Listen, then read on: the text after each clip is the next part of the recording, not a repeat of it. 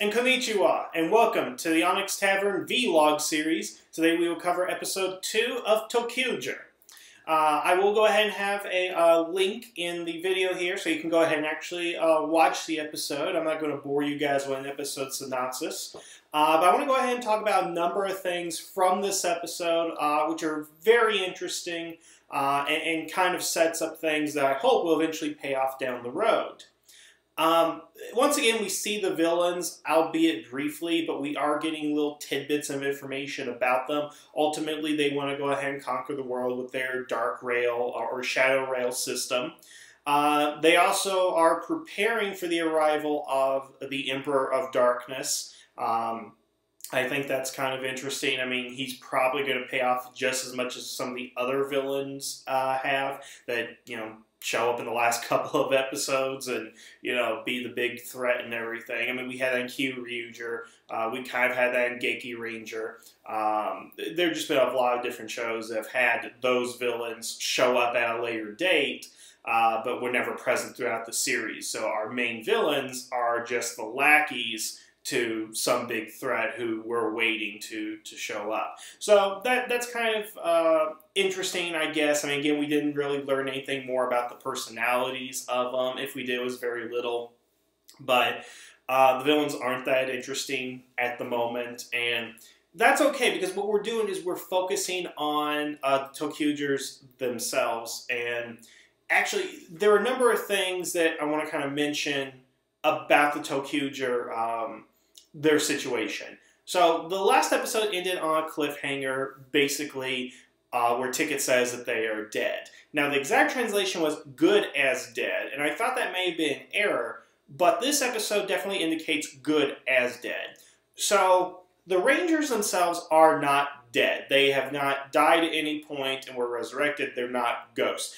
That was a theory that a lot of people had after the first episode, that they would all be dead. But what this episode spells out is that they don't have any recollection of anything. They've lost their memories. All they can really recall is the time that they were children at the tree making the secret base, and now.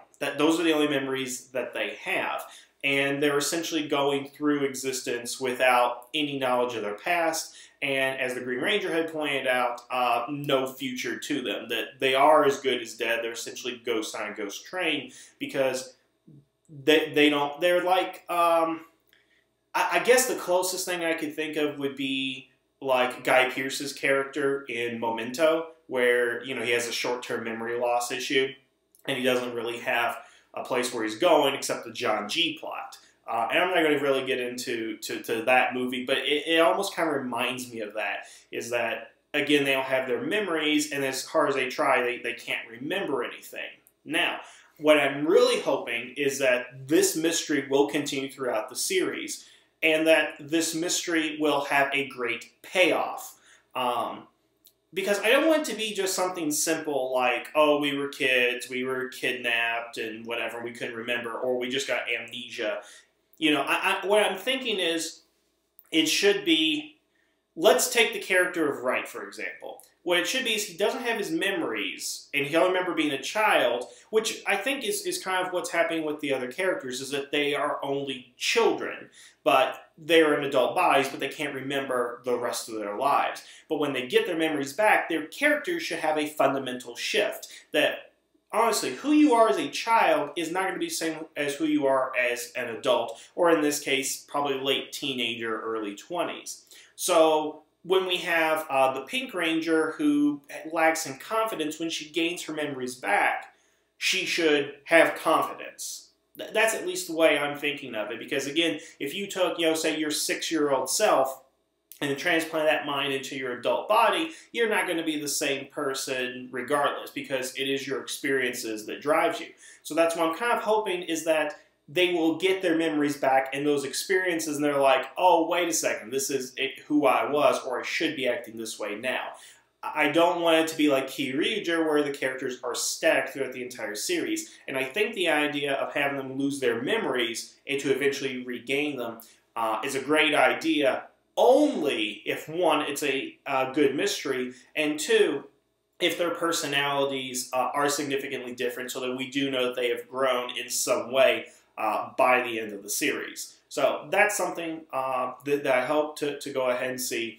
And I kind of like, you know, the idea that they don't have their memories. Because, again, they are childlike, they are inexperienced. And that actually does make this fun, but there is this very seriousness about it. Yes, if they were dead, it would have been very serious, but the fact that they lost their memories, that too in itself is serious. Again, go back to Memento and look at the character of Leonard, and that's pretty serious. So it's almost akin to that. Not too much, but again, that was a serious movie, and I would think that even though ToQger is kind of very colorful and we have these childlike characters, I'm really hoping that as we get further down into the series that it does become more and more serious. That's what I would love to go ahead and see. I did write a couple of other notes down here that I thought were kind of interesting. The Green Ranger is definitely going to be the foil for the Red Ranger, or at least the one that stands out from the other characters. Simply because what we're seeing in him is that he has to think with logic. Which he was always that kind of stick-in-the-mud type character. He probably had the best education or something. And he does seem to be probably the smartest. And the Blue almost seems... I mean, he looks like a nerd by Western standards, but maybe by Japanese standards, he's not a nerd. And maybe Green Ranger, that's what nerds look like over there. But I can tell that he is a smart one, and at least very least, he has a clear way of thinking. Whereas the other Rangers definitely go off their childish impulses, especially Wright. Wright is the character that definitely goes off of his impulses, which is fine, but you need somebody to carry that, and I think the Green Ranger is a good way to go ahead and do that. So I'm hoping... I mean, I like him. I like the fact we did not get much from him in the first episode, as I mentioned last time, but we definitely got a little bit more character of him this time, and I like him. I think he's interesting, and I'd like to see how that relationship between him and Wright eventually develops. Now, in the conversation that they have with Green Ranger and Wright, the conversation they have is about getting home. And I'm really confused as to what they mean by getting home. Now, Wright brings up a basically Festival of the Dead as an example, saying, well, we can attend that festival and we can go home. Now, I don't know much about the actual festival itself. I can't even recall its name at the top of my head. But what I'm curious to know is Wright saying that he wants to get home to where he's from, you know, where he was born, where he was raised, and supposedly his town was consumed in darkness. We don't know. It's another cliffhanger ending as far as what Tick and Conductor have to say. Is he talking about actually getting back home, or does he actually believe that they are dead and that they're going to go home to heaven, the afterlife, anything like that? That's what I'm concerned about, is what does he actually think? Does Wright actually believe that they are dead in the sense that when they get home that's death to him, or that they'll get home is where they're actually supposed to, again, where their memories lie, where their families are and all that. It was really confusing to me, and I watched that scene a number of times, and I'm not entirely convinced of either at the moment, but it definitely seems to me that something is odd here, and I can't put my finger on it. So something to watch out for. I did think that was kind of odd coming from his character, who again is childlike. And another thing that he does say in the episode, which is kind of weird, is the fact that he tells the child to imagine their victory. Now, this actually reminded me of something Nostalgia Critic talked about when he did a review of Troll in Central Park. The whole point of that movie, or at least the theme that was given across, was that if you dream it, it will happen. But Nostalgia Critic made the correct assumption that it's not so much about dreaming, it's follow your dreams. Actually do something to achieve it. So I wonder what message ToQger is trying to get off here when they use, you can imagine it, but it's not so much like follow through with it. Now, I know that's what the Rangers do. They, like, again, with the Pink Ranger, she's imagining she can do something to help build her confidence, and then she can go ahead and do it. But what he's telling the child is, just imagine we can win, and heck, it's going to go ahead and happen. That's what I'm a little concerned about as far as the message that they're trying to go ahead and convey. Maybe I'm reading too much into it, but again, like Nostalgia Critic and Troll in Central Park, that does seem to be something for concern. Maybe the message will change as we go along, or again, I'm just misinterpreting it. But we'll eventually see in the series, and maybe it'll make a little bit more sense, at least to me.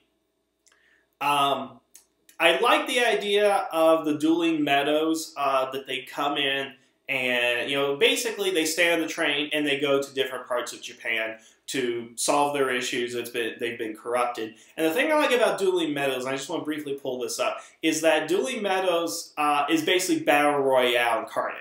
It's basically, they took the movie into the real world. It's essentially Battle Royale. So I like what the writers did there with a nod to a great Japanese story and a great Japanese film. So good job there, writers. The writers also made another interesting point.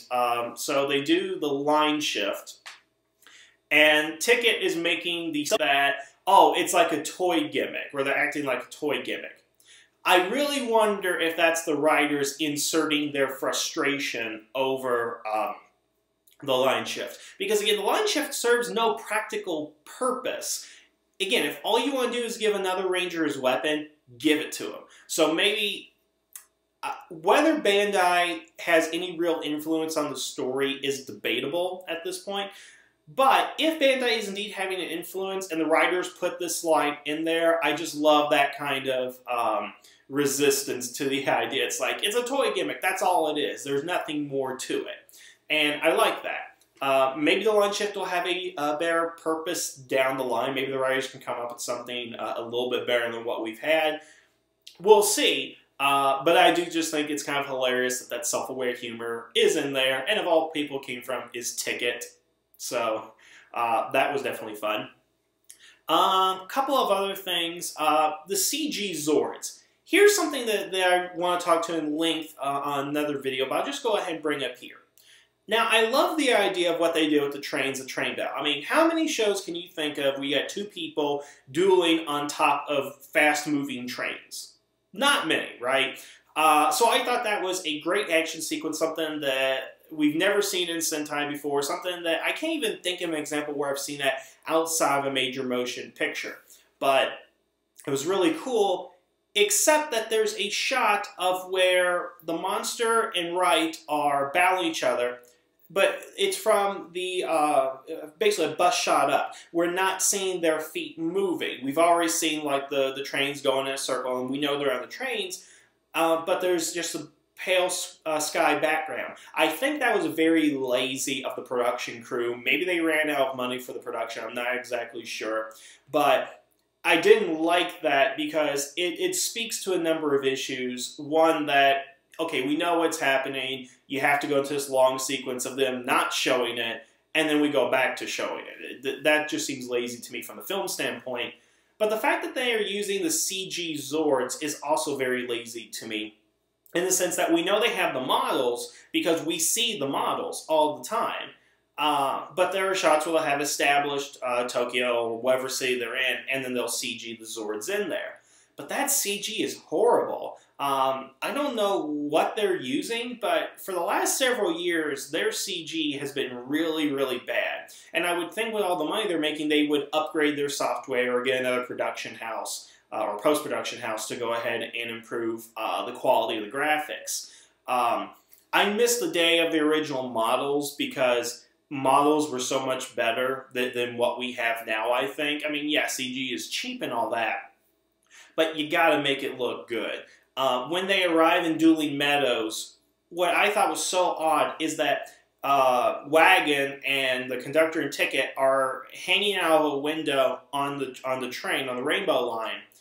And it's not that they got an actual train and dressed it up and actually put them in there. No, it's a scene that they filmed on a soundstage that they superimposed on the scene. And the problem with it is, if you look at it closely, they all look flat. It tries to get a 3D perspective, but that's not what's happening. They're definitely a flat image. And it's really, really hard to go ahead and look at.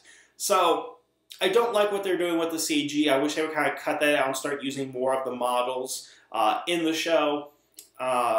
you know, the thing is, like, look at Kyuryuger. We had the T-Rex Zord as an actual model, guy in suit, wire work, whatever, but as the series went on, he was completely CG in every scene, and that was bothersome. And it's kind of bothersome right now in ToQger. I mean, it's a freaking train. You can make plenty of models. You have the models. And again, what was so hard about just getting like a train car up to the platform and then just like dressing it up? I mean, that's what filmmakers do. They work those types of problems. Because I just hate anything where it's like, oh, we'll just slap a CG thing onto it and we'll go ahead and call it a day, basically.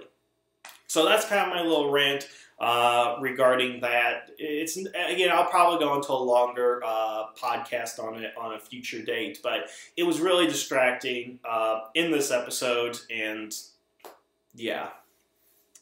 I don't think there's anything else to really go ahead and talk about this episode. It's pretty straightforward. We learn, again, kind of the mystery. We understand what the villains are doing. That, again, the first episode of kidnapping children, but their ultimate goal is to corrupt these towns in darkness and feed off the darkness, which is something actually I'm having a problem with recent Sentai, and I think it kind of started with Geki Ranger, where they would feed off human emotions. I don't really like that. I mean, just just normal attack people and all that. Why do we have to gather up emotions and go through these complicated and convoluted plans? Just attack the darn place. That's all I'm saying. I just want to see, you know, something a little bit more simplistic from our villains. Yes, they can have deeper motives, but I just don't like, again, the idea of that, hey, let's just go ahead and, you know, feed on the fear and emotions and invoke that, as opposed to actually just attacking people. That's kind of what I want to go ahead and see more of. Let's just see normal people attacking one another, I guess. Oh, one final thing before I go, something I'm not really understanding, because, okay, so we got to introduce a wagon in this episode, and she's harmless enough and all that, but if you actually listen to the dialogue in the background as Tick and Conductor are talking with each other, she says you can charge the food on your Rainbow Pass, basically. And I'm like, so they're living on this train, and they're getting food, but they still eventually have to pay for it? I don't get that. That doesn't make a lot of sense to me. So, like, are they actually accepting currency? And if they're living on the train and they have no memories, where are they getting the money anyway?